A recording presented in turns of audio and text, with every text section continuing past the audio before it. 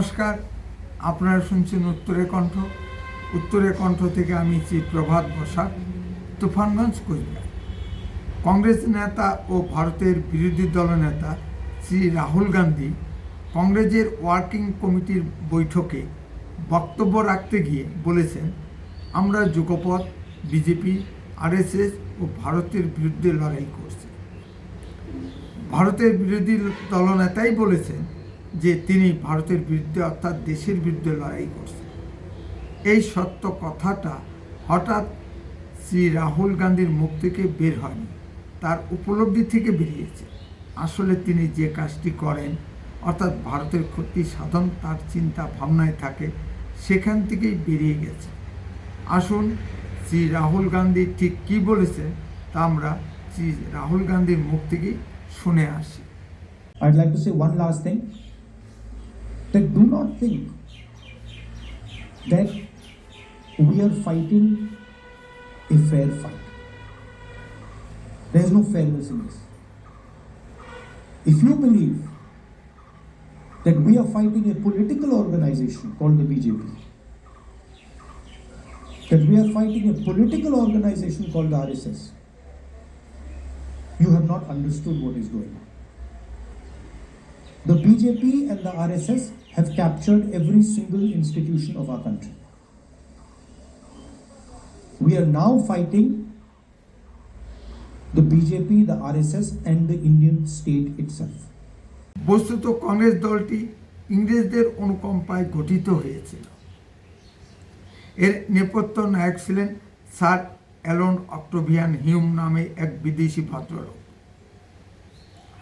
ভবিষ্যতে কোনো জঙ্গি আন্দোলনের মাধ্যমে ইংরেজদের ভারত থেকে তাড়িয়ে না দেওয়া হয় এবং ভারতীয়দের জঙ্গি মানসিকতা থেকে শান্তিপূর্ণ আন্দোলনে ডাইভার্ট করতেই ইংরেজদের প্ররোচনায় কংগ্রেসের সৃষ্টি হয়েছিল। তাই কংগ্রেস সৃষ্টি লগ্ন থেকেই দেখা গেছে কংগ্রেসের ভিতর একটি বিজাতীয় মানসিকতা কাজ করেছে। তাই বারবার দেখা গেছে তীব্র জাতীয়তাবাদী বোধসম্পন্ন ব্যক্তিবর্গ কংগ্রেসে টিকতে পারেনি। সে মহারাষ্ট্রের বালগঙ্গাধর তিলক হোক আর বাংলাদেশ বন্ধু চিত্তরঞ্জন দাস ও নেতাজি সুভাষচন্দ্র বসুই হোক। ভারতবাসীর তীব্র আন্দোলনমুখী মানসিকতা ও নেতাজি সুভাষচন্দ্র বসুর আজাদ হিন্দ ফৌজের তীব্র আঘাতে ইংরেজ বাহিনী সহ্য করতে পারেনি। ফলে ভারতকে একটি আপোষমূলক স্বাধীনতা দিতে বাধ্য হয় ইংরেজরা। সুতরাং কংগ্রেসের ভিতর সবসময় একটি বিজাতীয় মানসিকতা কাজ করেছে। বর্তমান কংগ্রেস নেতৃত্ব এর থেকে মুক্ত থাকতে পারছে না। 2004 সালে কংগ্রেস জিতে শ্রীমতী সোনিয়া গান্ধীকে ভারতের প্রধানমন্ত্রী করতে চেয়েছিলেন।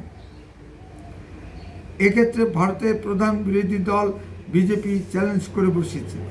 এই যুযমান পরিস্থিতিতে তৎকালীন রাষ্ট্রপতি বিশ্ববিখ্যাত পরমাণু বিজ্ঞানী ডক্টর আব্দুল কালাম সাহেব ভারতের প্রধানমন্ত্রী পদপ্রার্থী শ্রীমতী সোনিয়া গান্ধীজিকে প্রশ্ন করেছিলেন, আপনি ইটালিয়ান, ইটালিতে কোনো ভারতীয় বিবাহিত বধূ কি ইটালির প্রধানমন্ত্রী হতে পারবেন? এ প্রশ্নের উত্তর সোনিয়াজি সরাসরি দিতে পারেননি এবং ডক্টর মনমোহন সিংকে প্রধানমন্ত্রী করে তিনি এ দাবি থেকে সরে আসেন।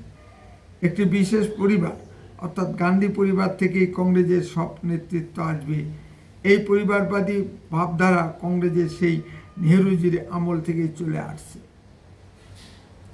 কংগ্রেস নামক শতাব্দী প্রাচীন একটি গণতান্ত্রিক দলে এটি মানা যায় না।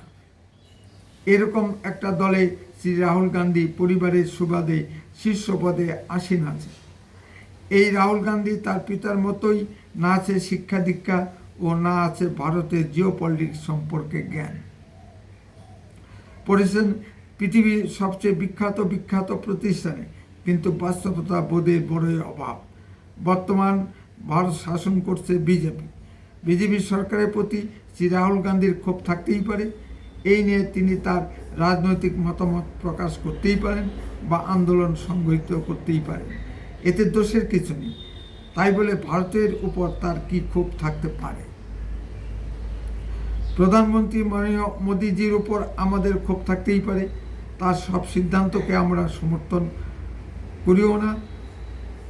যেমন বাংলাদেশ প্রশ্ন প্রসঙ্গে মমতা সরকারের প্রতি মোদিজির দুর্বলতা ও মধ্যম আয়ের লোকেদের উপর ট্যাক্স বসানো ইত্যাদি বিষয়ে আমাদের প্রশ্ন আছে। কিন্তু তিনি তো ভারতকে এগিয়ে নিয়ে যাচ্ছেন, তার নেতৃত্বেই ভারত আজ পৃথিবীর তৃতীয় বৃহত্তম অর্থনৈতিক শক্তি হতে যাচ্ছে। সামরিক শক্তিতে ভারত চতুর্থ স্থানে রয়েছে।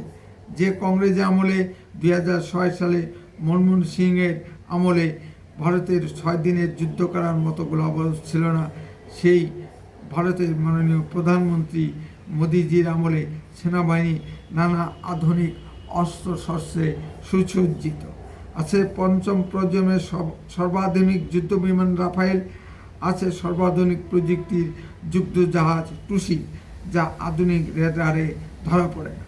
মাননীয় মোদিজির কূটকৌশলে পাকিস্তান বাংলাদেশ বিপর্যস্ত।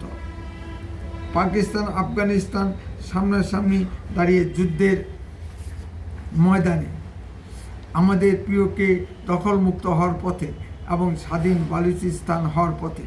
আসুন ভারতের সুশীল সমাজের প্রতিনিধি ডক্টর অজয় আলমের বক্তব্যটি শুনে আসি।